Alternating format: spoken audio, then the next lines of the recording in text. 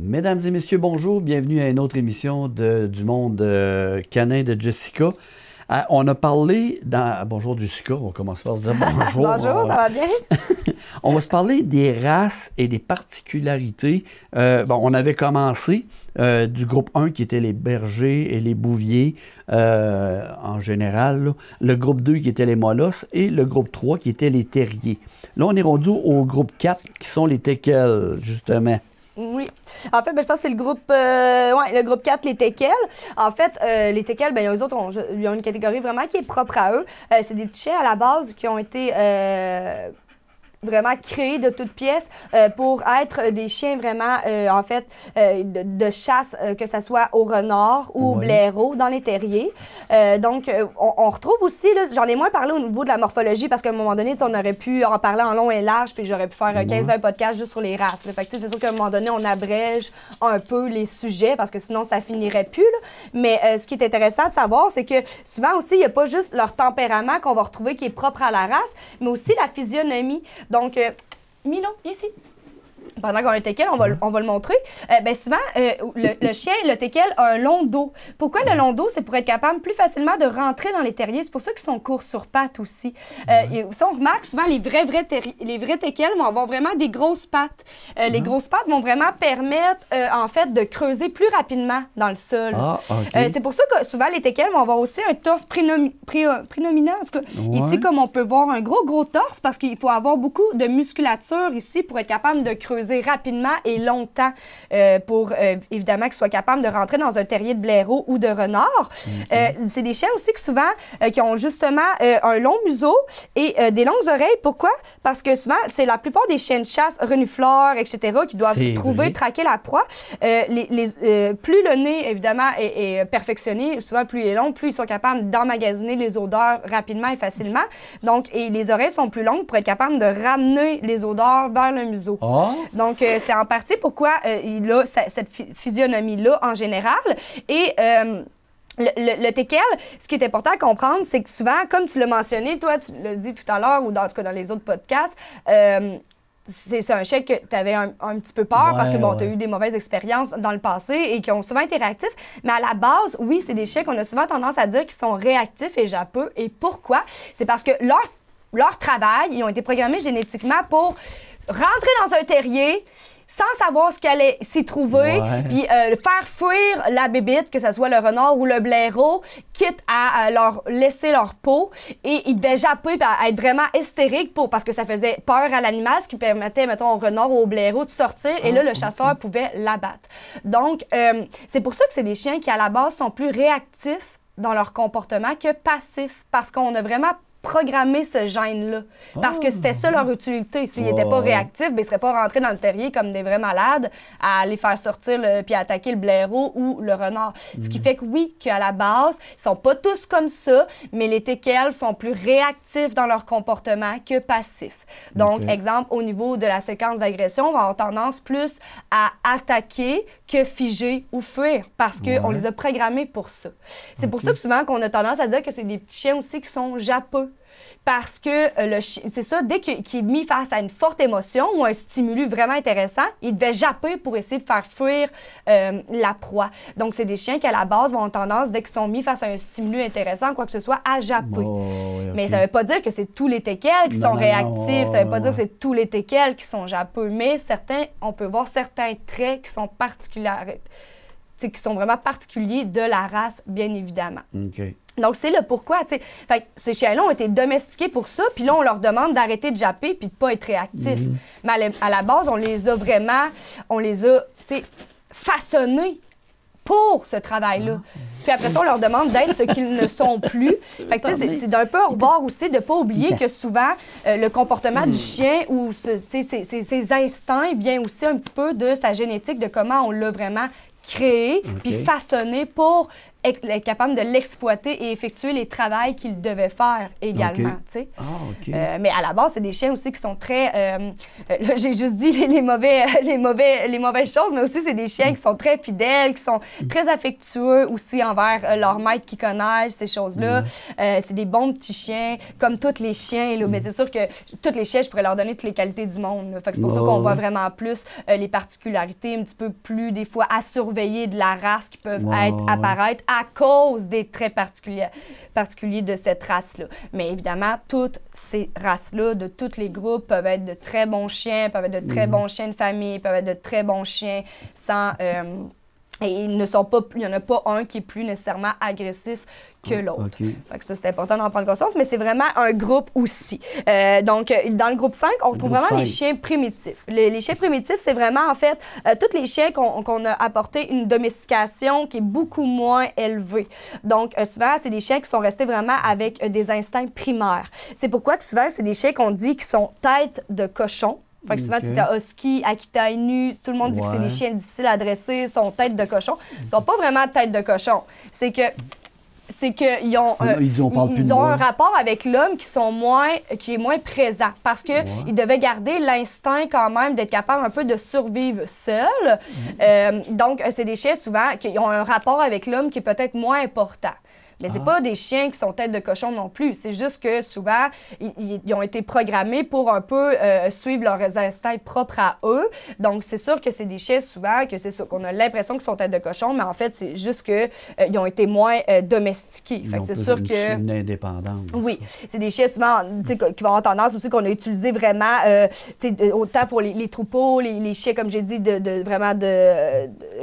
pour les mocheurs, donc de chiens de traîneau, ces choses-là. Fait que c'est des chiens souvent très résistants. Donc, à la base, je recommande ce type de chien-là à vraiment soit un éleveur, soit un mocheur ou quelqu'un qui fait justement des sports canins, un propriétaire qui a un grand emplacement, qui vit en campagne, qui ne vit pas en appartement, ces choses-là, qui a beaucoup de temps à consacrer à ce type d'animal-là parce que c'est des animaux pas des animaux, mais c'est un chien, un type de chien qu'on va demander un petit peu plus, des fois, de temps à lui consacrer parce que justement ses instincts naturels sont un petit peu plus forts. Fait un petit peu ce qu'on peut situer entre justement les animaux sauvages et le chien domestiqué, eux se situent un petit peu entre les deux. Là. Okay. Mais c'est des très bons chiens aussi. Mais c'est des chiens qui, comme ils ont été moins domestiqués, c'est sûr qu'ils ont certains traits, autant de prédation, ces choses-là qui sont peut-être plus élevés à ce niveau-là.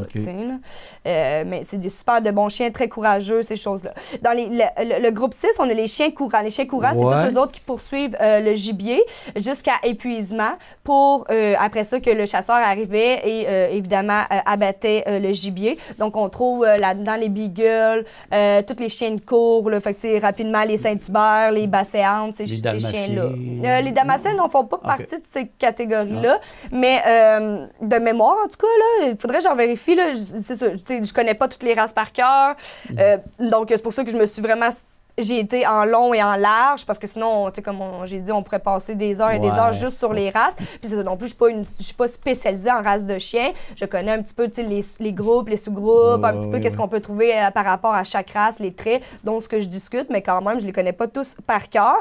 Mais souvent, c'est des chiens qui vont avoir tendance à beaucoup couvrir le territoire. Donc souvent, les beagles, ce type de chiens-là, vont avoir tendance à se sauver. Ouais. Mais c'est pas parce que c'est des sauveurs, c'est juste parce que c'est des chiens qui ont été programmés génétiquement pour couvrir beaucoup de territoire. Fait que c'est des chiens souvent avec une haute énergie. C'est souvent des chiens qui vont avoir tendance à hurler. Donc, je sais pas si tu as vu ça, là, souvent Basset, tout ce qui est beagle, ils vont hurler. Pourquoi qu'ils hurlent? Souvent, c'est qu'ils ont été programmés génétiquement pour ça, dans le sens où souvent, quand ils voyaient une proie, tout de suite, on les a... On a ciblé ce trait-là pour qu'ils se mettent à hurler quand ils sont un petit peu sous surexcitation, quand il y a un stimulus vraiment intéressant. Donc, ce qu'ils faisaient, c'est qu'ils pourchassaient la proie en hurlant. Et souvent, eux autres, comment ils travaillent à la cour, donc plusieurs. Et tu sais, on voit moins ça au Québec, mais en Europe, c'est encore un sport qui est très populaire, là, la cour. Donc, même surtout chez les personnes haut placées. Donc, ce qu'ils faisaient, c'est que vraiment, le chien, quand il voit une proie, il laisse tous les chiens aller. Donc, là, il court à la recherche d'une. Quand il en trouve une, ben là, il y en a un qui se met à hurler. Fait que là, toutes les autres s'en viennent. Et ils ont vraiment un travail spécifique de meute, un peu comme ce qu'on pourrait retrouver chez les loups, quoi que ce soit. Ils vont vraiment travailler en meute et comme se mettre autour du gibier, ce qui fait qu'en hurlant et en s'en venant de partout comme ça, le gibier ou le renard, peu importe, là, ça dépend, il y en a qui chassent différentes choses, mais il va se mettre à, il sait plus où aller parce qu'il entend rouler par là, il entend rouler par là, il entend rouler par là, ce qui fait qu'il se met à s'immobiliser, puis il sait plus où aller. Fait que là, en s'immobilisant, puis en allant plus, les chiens vont l'encercler et après ça, là, souvent, les gens qui font ce sport-là vont arriver souvent en cheval, évidemment, parce que sinon, ils vont pas aussi vite que le chien, et vont abattre, évidemment, aussi l'animal, tu sais, là. Donc, c'est des chiens à la base que souvent les gens vont dire « Ah, ils hurlent », mais tu sais, si t'aimes pas les chiens qui hurlent, c'est ça, envisage peut-être pas cette race de chiens-là, de ce groupe-là. Ça veut pas dire, je veux pas dire, c'est pas toutes les beagles, pas toutes non plus les basset hounds, etc., qui hurlent, mais la plupart vont hurler quand ils sont mis face à un stimulus vraiment attrayant. Là, ça peut être n'importe quoi que le chien trouve un stimulus attrayant, évidemment, ça diverge d'un chien à l'autre, mais de ce qu'il a connu au niveau de sa socialisation, mais souvent, c'est des chiens qui ont tendance à hurler, puis à couvrir beaucoup de territoire. Donc, ces chiens-là, souvent, on va devoir travailler un peu plus aussi la socialisation, le rappel, travailler un peu plus aussi la délimitation de territoire. Mais encore là, j'ai vu des beagles qui gardent super bien la délimitation de territoire, qui ont un rappel de feu, qui hurlent pratiquement pas, ces choses-là, mais souvent, il va falloir mettre l'accent un peu plus sur ces traits-là, évidemment. C'est des chiens qui sont très endurants, puis comme il est mentionné, c'est qu'ils sont capables de chasser vraiment des gros animaux vu qu'ils sont en meute, mais évidemment, ils vont pas jusqu'à tuer l'animal ou quoi que ce soit. C'est vraiment le tueur, évidemment, qui procède par la suite. Dans les groupes 7, on voit tous les chiens d'arrêt. Les chiens d'arrêt, c'est souvent les chiens qu'on appelle pointeurs, ces choses-là. Fait qu'eux autres, ils travaillent beaucoup, ils ont beaucoup souvent aussi d'énergie, mais sont quand même plus... l'énergie est plus stable, on pourrait dire. Il n'y a pas de gros changements, mais dans les chiens d'arrêt, on retrouve tout ce qui est évidemment le bras calmant. Ma soeur en a un, c'est un anglais, ces chiens-là. Donc, c'est des chiens de travail, souvent pour que ça soit pour pointeurs, ces choses-là, pour souvent qu'on appelle, ils vont pointer quand ils voient la proie, puis eux, ils n'iront pas la pourchasser. Fait que souvent, c'est des chiens aussi qui vont être plus rapportés à leur maître. Ils n'ont pas la séquence de prédation complète parce qu'elle a été coupée à la fixation pour avoir l'effet de capable de fixer. Puis évidemment, là, ils ont tellement séquencé certains gènes que le chien, naturellement, j'ai déjà vu des chiots que, mettons, ils voient quelque chose d'intéressant puis se mettent déjà soit à pointer en levant la patte ou en pointant la queue, parce qu'il y en a qui pointent aussi par rapport à la queue. Donc, tu sais, déjà là, on voit, tu sais, ces traits-là chez de très, très jeunes individus qui ont jamais appris ça de l'humain, dans le sens que c'est vraiment acquis de naissance, là. Donc, c'est super intéressant de voir ça. Souvent, c'est des bons chiens aussi de famille. C'est des chiens, par exemple, ils ont tendance à faire un petit peu aussi la même chose, un peu de fixation, ont tendance à couvrir beaucoup de territoire parce que c'est un petit peu ça. Là. Souvent, ils laissent le chien lousse. Ils partent dans la nature, exemple, chercher une perdrix. Puis là, quand ils en voient une, souvent, les gens qui travaillent avec ce type de chien-là, le chien a un collier émetteur, ce qui fait que le collier émet un signal au propriétaire quand le chien s'immobilise. Donc là, nécessairement, c'est sûr qu'il y a aussi un travail d'entraînement qui a été fait là-dedans. Là. Mais le chien, quand il s'immobilise, là, ça démontre évidemment au propriétaire qu'il a trouvé quelque chose et qu'il est en mode... il pointe, donc en mode arrêt. Donc là, c'est là qu'il peut aller avec le GPS, le trouver, et là, évidemment, il pouvait tuer la perdrix ou quoi que ce soit. Là. OK, mais quand même. Fait que, c'est des chiens qui sont beaucoup rapportés à leur maître. Mais c'est ça. Mais c'est faire attention quand même parce que... Puis ils sont plus adaptés aussi au milieu urbain quand même. Mais encore là, ça dépend parce que c'est des chiens qui ont beaucoup, beaucoup quand même d'énergie. Mais ils sont quand même plus facilement adaptables à des milieux urbains. C'est drôle, tu me décris un labrador, ça se peut-tu? Les labradors aussi font partie de tout ça, là, tout ce qui est un petit peu... eux autres vont plus tomber dans les chiens de rapporteurs gibier. Mais encore là, ça dépend parce que, tu sais, à cette heure, ça je dis là, au Québec, c'est tellement mélangé, c'est tellement que, tu sais, il y en a des fois qu'ils vont vraiment... pas programmer, mais certains éleveurs vont prendre leur race puis vont un peu sortir des cadres puis vont comme essayer autre chose aussi. Fait que tu sais, j'ai déjà vu autant des élevages de labrador qui vont plus être rapportés sur des chiens d'arrêt, comme j'en ai vu plus sur des chiens rapporteurs, mais à la base, ça va être plus sur les labradors, golden, ces choses-là, sur les chiens rapporteurs. OK, je qu'on comprends. appelle aussi les chiens de gibier, langage plus européen. Là. Mais ça, on appelle ça les chiens rapporteurs. Fait que c'est tous les chiens, évidemment, là, les chiens d'eau aussi. Puis dans toutes ces catégories-là, il y a des sous-catégories, mais là, ça aurait pu finir. Là. Fait que c'est pour ça que j'ai pas vraiment envisagé de parler des sous-catégories. Le Labrador, il y a des palmes.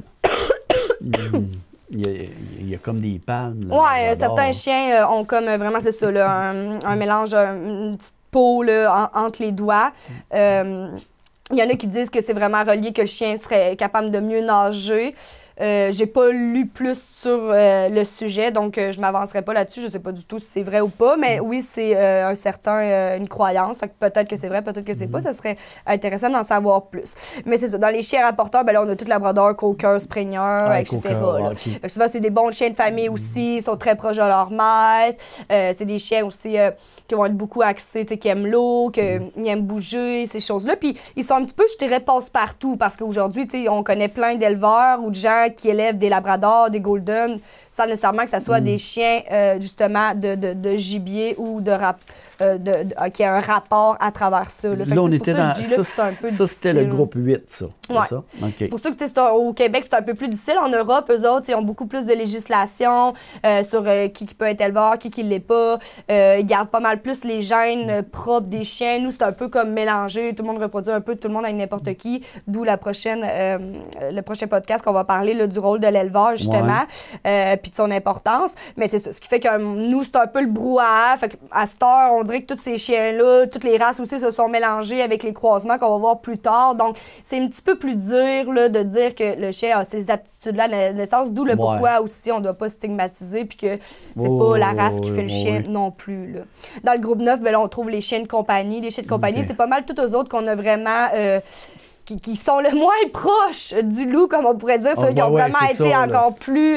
on parle du Shih Tzu, du bichon maltais. Oui, tout ce qui est chihuahua, ces choses-là aussi. Okay. Donc, à la base, ça, c'est souvent des chiens de famille qui vivent bien en appartement, conseillés pour les personnes un peu plus âgées ou qui ont moins de temps pour leurs chiens, qui ont moins de dépenses à leur offrir, parce que c'est des chiens souvent qui n'ont pas nécessairement été formés pour le travail. Donc, ils ont une énergie qui est plus stable, ils ont moins besoin de dépenses, que ce soit physique, mentale, sociale, sensorielle, masticatoire, ces choses-là.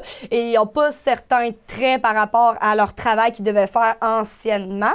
Donc, ce qui fait que souvent, ils ont moins de besoins spécifiques à l'instinct de race à combler. Ce qui fait que souvent, c'est des chiens qu'on va considérer comme plus faciles à éduquer, puis qui vont demander moins de demandes là, à ce niveau-là. Là. C'est long avant que ça devienne propre, ça. Encore là, ça dépend. Comme tous les chiens peuvent mordre. Le chien de famille, le Shih Tzu, le Chihuahua est aussi à risque de mordre que le Pitbull, que le Doberman, que le Rottweiler. Tous les chiens peuvent mordre. Mon chien aussi, il pourrait mordre. J'aurais juste à le gosser, puis c'est sûr qu'un moment donné, il finirait par se tanner. C'est comme tous les humains peuvent être agressifs pour sentir le besoin de se protéger ou parce qu'ils ont mal ou parce qu'ils sont tannés ou ils sont moins, évidemment, tolérants ou ces choses-là. Fait que ça, c'est important de prendre conscience que tous les chiens peuvent mordre à même titre que tous les animaux peuvent développer ou les humains, mais effectuer des comportements agressifs dans le but d'éviter ou quoi que ce soit. Là. Mais c'est ça. Fait que, on retrouve vraiment, souvent, c'est des chiens que je conseille un petit peu plus à monsieur et madame tout le monde. Parce que souvent, c'est ça, ils vont demander moins de besoins, au moins instinctifs à combler, mais ça reste quand même un chien. Donc, il y a autant besoin de sortir, il y a autant besoin de socialiser, il y a autant besoin de mastiquer, il y a autant besoin d'avoir de la découverte, etc. Mais souvent, ben, c'est sûr qu'il en demande moins. Il est moins demandant. Fait que si c'est une personne âgée ou quelqu'un qui a moins de temps, ben, elle risque d'être capable, malgré ce qu'elle peut offrir, qui est peut-être un petit peu moins, de rendre cet animal-là équilibré vs un chien de travail, bien, peut-être que là, ça serait plus dur. Là, puis que tout aussi l'éducation, l'environnement, le chien en tant que tel, tout ça rebondirait un petit peu, là, on pourrait dire. Bon. Et dans les derniers groupes qu'on trouve, le groupe 10, c'était les lévriers. C'est souvent les chiens qui sont élancés. Là, on parle de tous les lévriers, là, fait que Whippet, etc. C'est vraiment des chiens à la base qui ont été faits pour les chiens de course. On connaît pas vraiment ça ici au Canada, de ce que je sache. Il y en a quelques-uns, mais souvent les gens qui ont des élevages de lévriers vont les prendre juste parce qu'ils ont trouvé ça bien beau. Puis c'est des chiens qui sont quand même majestueux. Mais de ma connaissance, je connais pas un éleveur qui pratique ce sport-là, parce que c'est pas un sport vraiment reconnu ici au Québec ni au Canada. En Europe, ils le pratiquent encore, je crois. C'est la course au lapin, ces choses-là, où on voit vraiment un peu comme... c'est ça, comme on voit un peu vraiment comme les courses de chevaux, mais là, version lévrier. Donc, c'est des chiens qui courent très, très vite, qui ont beaucoup d'endurance. C'est des chiens que souvent, qui ont l'instinct de prédation quand même assez fort, parce que, tu sais, on les motivait un peu avec, c'est ça, le lièvre, ces choses-là. Donc, d'où leur nom, lévrier aussi, là, ça sort pas de nulle part, c'est un petit peu à cause de ça. Fait que c'est des chiens qui ont beaucoup d'énergie aussi, puis comme les autres ils disent, c'est des types gradiolides et longs-lignés. En tout cas, je sais pas trop ce que ça veut dire, là. Ouais, OK. Mais ils ont été interdits dans plusieurs pays aussi. Avant ça, je saurais pas dire pourquoi, mais bon, ça serait une information à savoir plus tard. Mais je sais que ça a peut-être contribué à ce que justement, on en aperçoive moins ici. Et dans les 2 dernières autres races qui ne sont pas identifiées à des groupes, évidemment, bon, on a toutes les races non reconnues. Là, je parle de Golden Doodle, ou Pomsky, qui est un Poméranie mélangé à un husky. Là, on n'est plus dans le 10, là, on est dans Non, c'est ça. Là, c'est vraiment toutes les autres races. Mais là, ça, comme c'est un mélange de plein de races... au-dessus de 300, là. Ou un mélange de 2 races, c'est vraiment difficile à dire, là, parce que c'est comme tellement de mélanges, puis là, souvent, les éleveurs qui mélangent des races comme ça, puis qui en inventent une,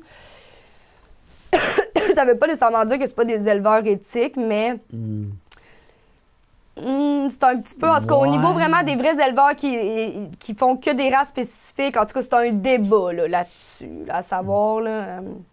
Fait que ça, souvent, se base plus sur ça a fait un mélange qui est cute. Des fois, ils vont prendre un mélange quand même parce qu'ils vont dire le tempérament du husky avec le tempérament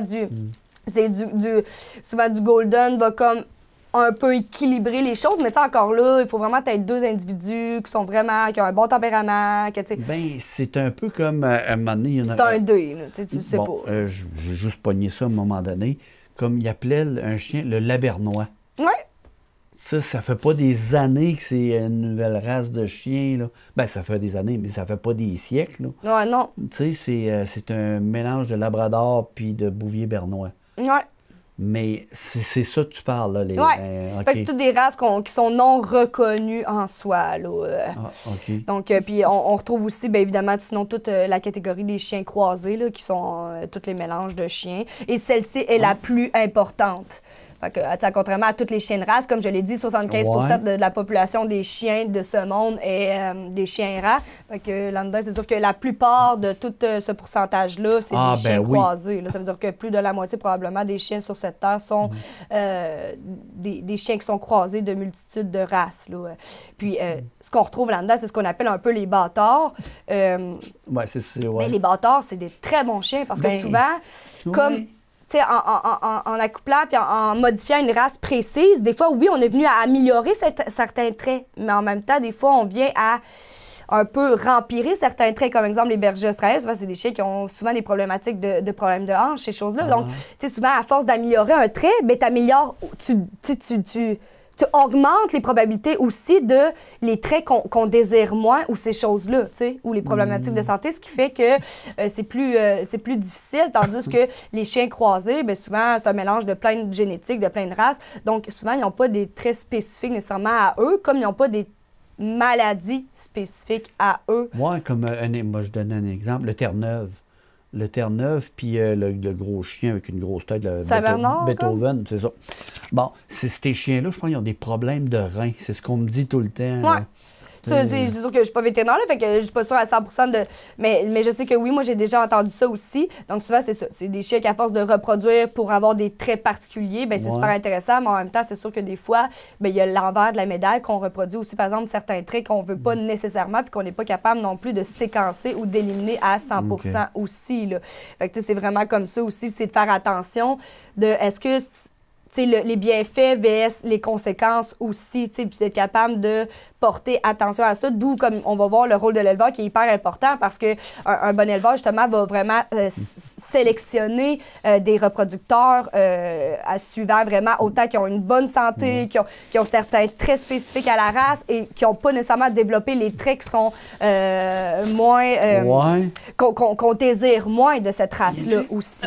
Fait que, tu sais, c'est vraiment de faire attention à ça, mais dans tous les cas, ce qui est important à comprendre, c'est qu'autant les chiens des groupes 1 à 10 que les chiens, évidemment, qui sont pas comme catégorisés comme une race, autant les chiens croisés, c'est que n'importe quel chien peut être un bon chien, n'importe quel chien peut éprouver des comportements agressifs pour X et X raisons, n'importe quel chien peut venir à mordre si on le respecte pas, si on l'écoute pas, peu importe la raison, et que, par exemple, que c'est important de prendre connaissance de la race qu'on veut parce que ça se peut qu'il y ait une incidence sur son tempérament, comportement, mais que c'est pas ça qui façonne l'individu quand même en soi.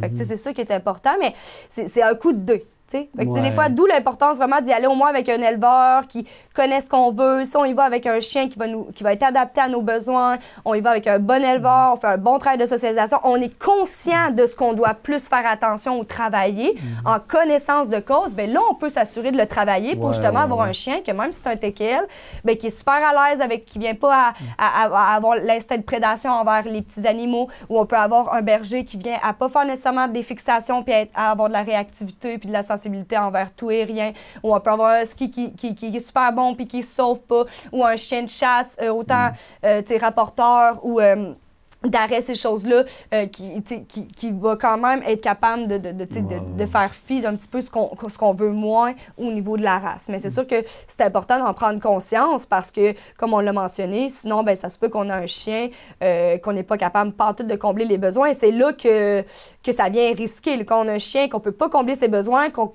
ne connaît pas la compréhension de la race et qu'on n'est pas capable de combler ses besoins instinctifs rapportés à cette race-là, bien là, c'est là que ça vient vraiment très à risque parce qu'on risque d'avoir un chien qu'on n'aura pas de contrôle dessus et qu'on ne sera pas capable de combler ses instincts primaires, ce pourquoi il a été fait. Et c'est là que ça vient vraiment...